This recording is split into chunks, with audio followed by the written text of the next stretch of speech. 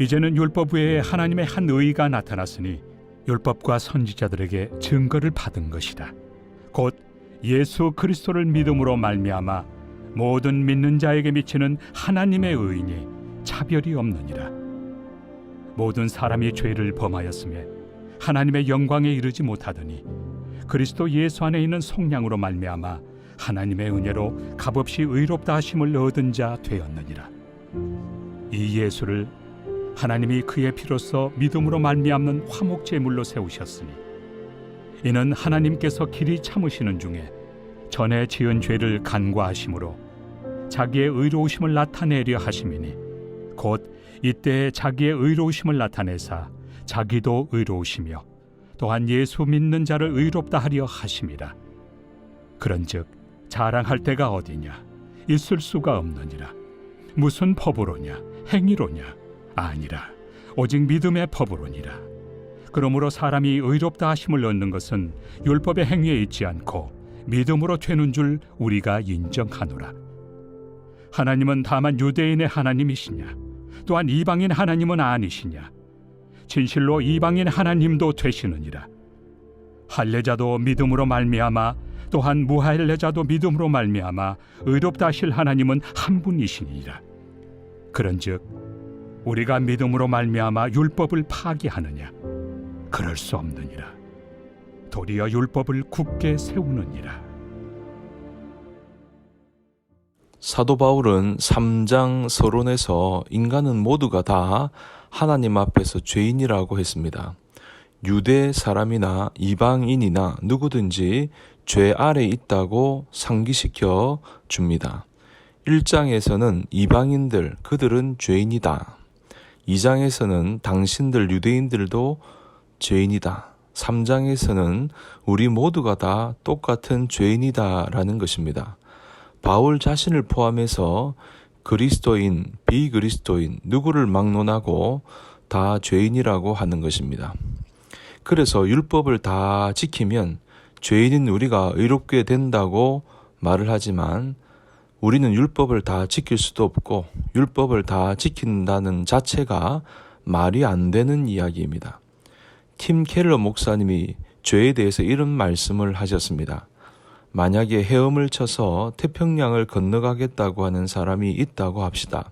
수영을 못하는 사람, 수영을 꽤나 잘하는 사람, 수영 국가대표 선수, 이 세 사람이 수영을 해서 태평양을 지나갑니다. 수영을 못하는 사람은 물에 들어가면 곧바로 죽게 되죠. 수영을 잘하는 사람은 한참을 수영을 하다가 빠져 죽게 됩니다. 수영 국가대표 선수는 4km 정도 가다가 지치고 6km 정도 가다가 탈진하고 8km 정도 가다가 빠져 죽게 됩니다. 그러니까 결국은 똑같이 죽고 만다는 것입니다. 이것은 여러분, 수영을 해서 태평양을 건너가겠다는 자체가 말이 안 되는 이야기입니다. 그러니까 우리가 하나님의 율법을 다 지켜서 의롭다고 인정을 받으려고 하는 자체가 불가능한 일이라는 얘기죠. 무모한 일입니다. 한 사람도 그렇게 될 수 있는 사람은 없습니다. 율법을 가진 사람이든 율법을 가지고 있지 않은 사람이든 우리 모두는 그런 점에서 다 똑같은 죄인입니다. 그러나 하나님께서 우리에게 율법을 지키지 않고도 의롭다고 여김을 받을 수 있는 놀라운 길을 열어주셨습니다. 그것이 바로 십자가의 복음을 듣고 예수님을 믿는 것입니다. 누구든지 십자가의 복음을 듣고 예수님을 믿으면 그러면 그 모든 죄가 사함을 받고 의로워지는 놀라운 구원을 하나님이 열어주셨습니다. 그 말씀이 21절, 22절입니다. 이제는 율법 외에 하나님의 한 의가 나타났으니 율법과 선지자들에게 증거를 받은 것이라. 곧 예수 그리스도를 믿음으로 말미암아 모든 믿는 자에게 미치는 하나님의 의인이 차별이 없느니라. 믿음으로 우리가 예수님을 믿기만 하면 의롭다 하고 인정을 받는다고 하는 것은 율법을 지켜서 의롭게 되는 것과 비교할 수 없이 쉬운 일입니다. 그래서 그것을 은혜라고 하는 것이죠. 너무나 쉬운 일이니까 그래서 은혜를 받았다고 말을 하는 것입니다. 23절, 24절을 보니까 모든 사람이 죄를 범하였음에 하나님의 영광에 이르지 못하더니 그리스도 예수 안에 있는 속량으로 말미암아 하나님의 은혜로 값없이 의롭다 하심을 얻은 자 되었느니라. 여러분, 이 부분을 보니까 구약의 제사를 말하는 것입니다. 구약의 제사는 하나님이 죄를 지은 이스라엘 백성들이 어떻게 깨끗함을 받을 수 있는지를 하나님께서 제사를 통하여 길을 열어주시는 겁니다. 죄를 가진 사람이 속죄 제물을 가지고 제사장에게 나옵니다. 그리고 그 속죄 제물에다가 손을 얹습니다. 그러면 이 죄인과 속죄 제물이 하나가 되도록 동일하게 받아주신다고 하는 것입니다. 그래서 이 죄인을 대신해서 속죄 제물이 칼에 찔려 죽습니다. 그러면 이 죄인이 죽은 것이라고 하나님이 인정해 주는 겁니다. 죄인은 그것을 믿기만 하면 되는 것이죠. 하나님이 나를 죽었다고 인정해 주시는 거구나. 나도 저 제물이 죽은 것처럼 피 흘린 것이구나. 그러면 하나님이 그 사람에게 하나님과 다시 시작할 수 있는 기회를 주시는 것입니다. 이것이 구약의 속죄 제사입니다. 모형이죠. 원형이 있는데 모형을 보여주는 것입니다. 그러면 원형은 무엇입니까? 바로 예수님의 십자가 사건입니다. 예수님께서 우리의 속죄 제물이 되셨다고 했습니다. 그러므로 여러분, 우리가 이 사실을 믿기만 하면 죄인인 우리가 영원한 생명을 얻게 된 것입니다.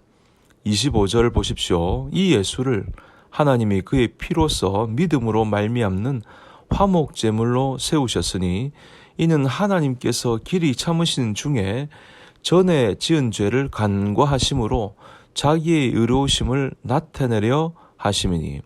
내가 죄인인데 예수님이 속죄 제물이 되셨습니다. 예수님이 죽으셨습니다. 그러면 내가 죽은 것입니다.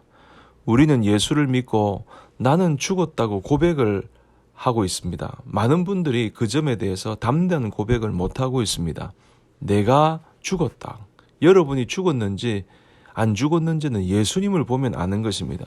예수님이 십자가에 죽으셨습니다. 내 죄가 예수님에게 넘어가고 예수님이 십자가에 죽으신 겁니다. 분명히 죽으셨습니다. 그러면 나도 죽은 것입니다. 왜냐하면 하나님은 죄인과 속죄 제물을 하나로 보신다고 했기 때문입니다. 그러므로 여러분, 우리는 담대하게 나는 죽었습니다. 이렇게 고백할 수 있는 것이죠. 예수님이 죽으셨기 때문입니다. 그러니 예수님이 피 흘려 죽으셨습니다. 나는 그것을 믿습니다. 그러면 내가 죽은 것이라고 하나님이 받아주는 것입니다. 그래서 우리의 죄가 깨끗하게 된 것입니다.